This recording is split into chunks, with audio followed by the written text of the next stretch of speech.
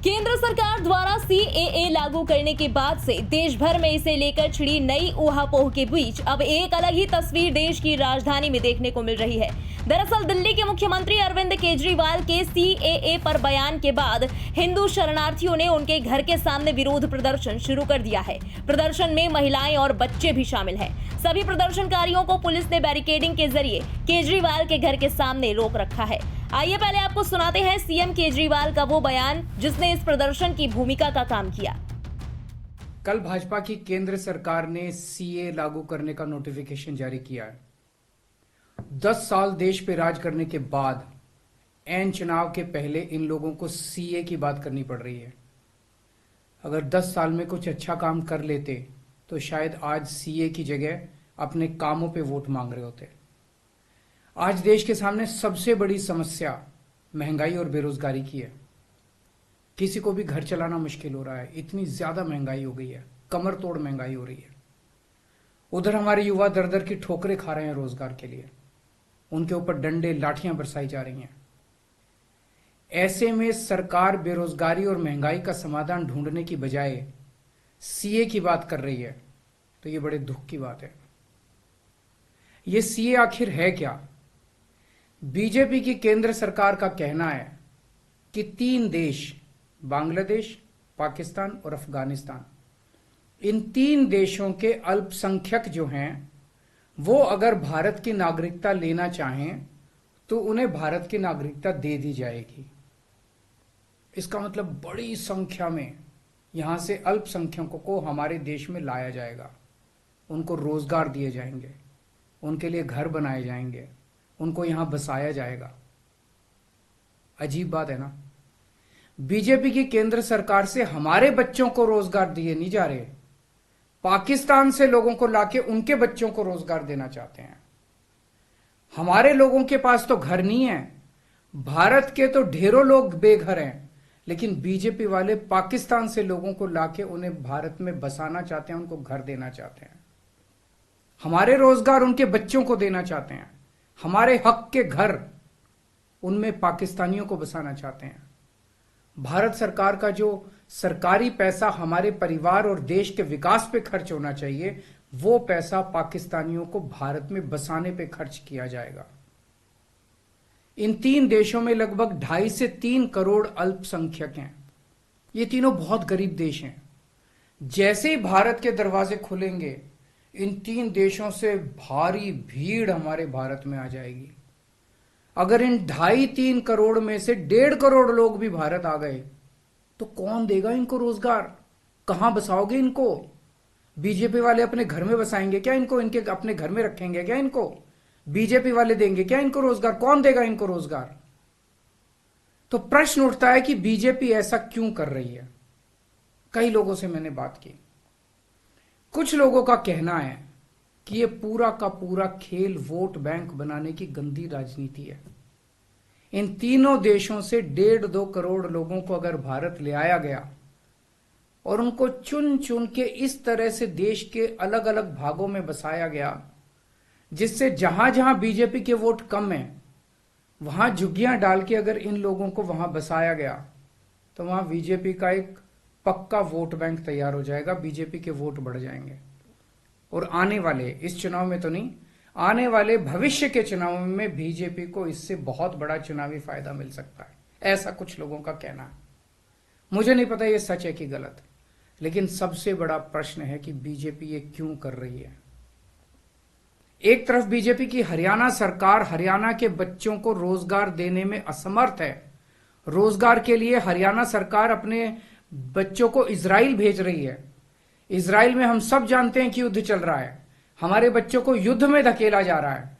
अपने बच्चों को तो रोजगार है नहीं और पाकिस्तानियों को भारत लाके उनके बच्चों को रोजगार देना चाहते हो।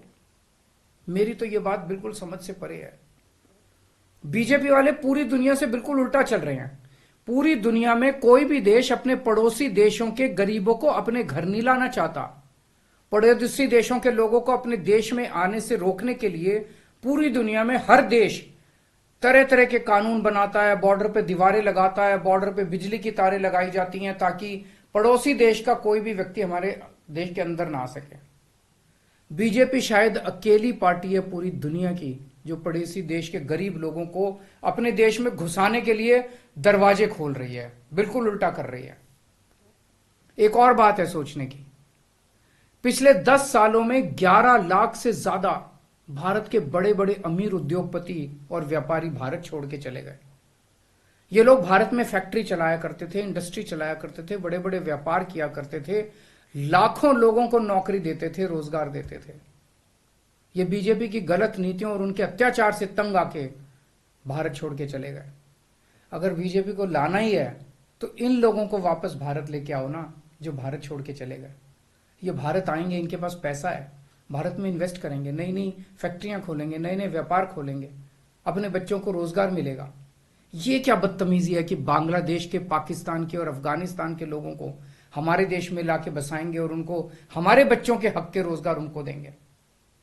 ये लोग कह रहे हैं कि 2014 के पहले आए हुए घुसपैठियों को इन नागरिकता दी जाएगी। ऐसा नहीं है, ये तो शुरुआत है। एक बार ये सिलसिला चालू हो गया, एक बार दरवाजे खुल गए तो फिर बहुत बड़ी संख्या में पाकिस्तानी और बांग्लादेश से लोग भारत में आने लगेंगे। आज बीजेपी कह रही है 2014 के पहले आए हुए लोगों को ही नागरिकता दी जाएगी। देख लेना, अगले चुनाव में ये बीजेपी वाले इस तारीख को बढ़ा के 2024 कर देंगे कि 2024 के आए हुए पहले वाले लोगों को दी जाएगी और फिर इसे और आगे बढ़ा देंगे।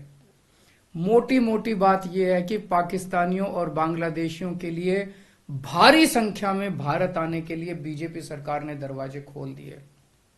ये देश के लिए बेहद खतरनाक है और इसका सबसे ज्यादा खामियाजा उत्तर पूर्व, नॉर्थ ईस्टर्न स्टेट्स भुगत रहे हैं, खासकर आसाम के लोगों की भाषा और संस्कृति खतरे में पड़ चुकी है क्योंकि वहां पे बांग्लादेश से इतनी बड़ी संख्या के ऊपर इलीगल माइग्रेशन हुआ है। अब बीजेपी कह रही है कि इलीगल माइग्रेंट जो आए हैं उनको हम नागरिकता देंगे, उनको हम बसाएंगे, आसाम में बसाएंगे। आसाम के लोग बहुत नाराज हैं। एक तरह से देखा जाए तो हेमंत बिश्व शर्मा जो बीजेपी के मुख्यमंत्री हैं, उन्होंने धोखा दिया अपने लोगों को। अपने असम के लोगों की खातिर उन्हें सीए का विरोध करना चाहिए था। उन्हें कहना चाहिए था कि असम के लोगों की संस्कृति और भाषा दोनों खतरे में है, ये बिल्कुल बर्दाश्त नहीं किया जाएगा। तो दोस्तों, पूरे देश की मांग है कि सीए को वापस लिया जाए। हम किसी हालत में अपने बच्चों की नौकरियां, अपने बच्चों के रोजगार दूसरे देश के लोगों को किसी हालत में नहीं देंगे। वहीं केजरीवाल के इस बयान पर पाकिस्तान से आए हिंदू और सिख शरणार्थी खासे नाराज हैं, जिसके चलते आज सुबह उनके घर के बाहर विरोध प्रदर्शन किया गया। देखिए इस दौरान नाराज शरणार्थियों ने क्या कहा। माफी मांगो, हमारे से क्यों जल रहा है केजरीवाल? हमारे को नागरिकता चाहिए, केजरीवाल को क्या हो रहा है? माफी मांग ले हमारे से, बस हमें हक चाहिए। हमारा हिंदुस्तान जिंदाबाद, हमारा हिंदुस्तान जिंदाबाद, हिंदुस्तान जिंदाबाद। झेलाए तो हमने पता है ना, केजरीवाल को तो नहीं पता होगी ना। हमारा नागरिकता मिल रही है तो क्यों केजरीवाल का जलन हो रही है? मांगे तो मांगे बैठने के लिए थे, सारा नागरिकता दे, हमें ये चाहिए। केजरीवाल को क्यों जलन हो रही है? हमें झेला है ना पाकिस्तान में, हमें पता है ना। हमें भारत में आते हमें 8-9 साल हो गया। केजरीवाल माफी मांगे बस, और कुछ नहीं। माफी मांगे, नागरिकता मिलनी चाहिए। केजरीवाल माफी मांगना चाहिए केजरीवाल, और गलत भाषा बोलता है। जब केजरीवाल ने हमें 10 साल कुछ दिया नहीं है, एडमिशन की सहन भी नहीं दी है बच्चों की, तो हमसे क्यों छीन रहा हमारा हक? हमारा हक क्यों छीन रहा है? केजरीवाल माफी मांग लो बस। मोदी जिंदाबाद है, मोदी वापस लो। केजरीवाल अगर हिंदू हो तो अपना बयान वापस लो। वो दुनिया के लिए पीएम है, दुनिया के लिए, पूरी दिल्ली के लिए पीएम है, वो हमारे लिए पीएम नहीं है। हरिओम, केजरीवाल के मंत्री जो रोहिंग्या के कैंप है वहाँ पे जाके राशन देते हैं, पानी देते हैं, उनको मूलभूत सुविधा देते हैं। आज भारत सरकार ने जो बिगैर कागजों के आ रखे हैं उनको संरक्षण है। जो वीजा लेके आए हैं सब यहाँ पे कानून भारत सरकार ने बुलाया, उनको नागरिकता मिल रही है, उनके हितों के लिए काम हो रहा है, तो केजरीवाल को पता नहीं क्या हो रहा है। डूब के मर जाना चाहिए इसे शर्मनाक बयान से, डूब के मर जाना चाहिए इसे शर्मनाक बयान से। इसने जो बयान दिया है, घुसपैठिया हमें करार दिया है, हमें चोर करार दे दिया है, हमें बहुत दुख हुआ। हमें इतना दुख हुआ है, जो पाकिस्तान में हमारे साथ अत्याचार होता था, ये हमारी बच्चों बहन बेटियों के साथ जो अत्याचार होता था, उससे भी ज्यादा दुख हुआ। जो कल उसने हमें चोर, हमें घुसपैठिया, हम क्या घुसपैठिया नजर आ रहे हैं? अगर घुसपैठिया हम होते तो ऐश करते। इंडिया मुसलमान रह रहे, उनके बारे में नहीं बोलते। बांग्लादेशी मुसलमान रहते, उनके बारे में नहीं बोलते। जो हम हिंदू हैं, इसलिए हमें टारगेट किया जा रहा है। यार प्लीज, केजरीवाल को कहते हैं सर प्लीज इन बच्चों पे रहम करो, इन बच्चों मासूम बच्चों पे रहम करो, जो पाकिस्तान में 70 साल के मुल्ला जो इनको जबरन धर्म परिवर्तन करा के इनसे निकाह करके ले जाते थे, उन पे रहम किया जाए। प्लीज हम यही रिक्वेस्ट करना चाहते हैं और अपना बयान वापस लें। मोदी की जय। मैं कन्हैया लाल शरणार्थी आया हुआ भारतवासी हैं 2013 से। ये केजरीवाल जो है 2012 से हमें देख रहा है, हमारे काम धाम हमारी मजदूरियां देख रहा है, लेकिन फिर भी आए दिन कभी डाकू बोल देता है, कभी चोर बोल देता है। तो इनसे हम विनती करना चाहते हैं, इनको बोलना चाहते हैं, ये डाकू नहीं है। 12 साल से ना कोई डकैत, ना कोई चोरी, ना कोई गलत काम, मेहनत करके खाना।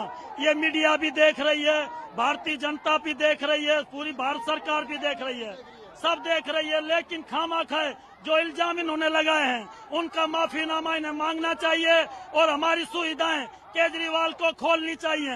जो भी सुविधाएं केजरीवाल ने रोक रखी हैं, वो हमारी सुविधाएं इनको खोलनी चाहिए। और ये भारत सरकार जनता पार्टी से हमारा भी निवेदन है। पीड़ित हो गया है वहाँ से। कल भी पाकिस्तान के अंदर हिंदुओं की 2 बेटियां उठा ली गई हैं और उनको नागरिकता दे रहा है नरेंद्र मोदी जी, उनको नागरिकता दे रहा है। तो हमारे मुख्यमंत्री केजरीवाल जी कह रहे हैं कि ये लोग उनको नागरिकता देंगे तो ये डाकू बन जाएंगे, ये चोरियां करेंगे, बलात्कार करेंगे। आज तक हमने क्या किया बोलिए?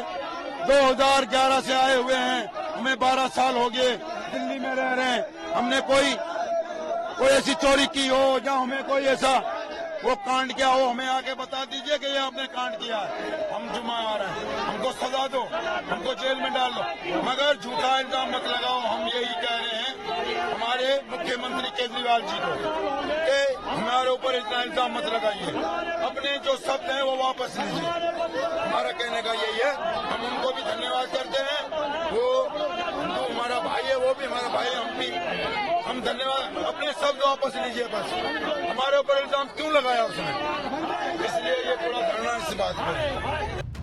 ब्यूरो रिपोर्ट, इंडिया पब्लिक खबर। फिलहाल इस पूरी खबर पर आपका क्या कहना है, कमेंट में लिखकर अपनी राय जरूर बताएं। देश और दुनिया की बाकी बड़ी और अहम खबरों के लिए सब्सक्राइब करें इंडिया पब्लिक खबर के YouTube चैनल को और बेल आइकन दबाना बिल्कुल ना भूलें।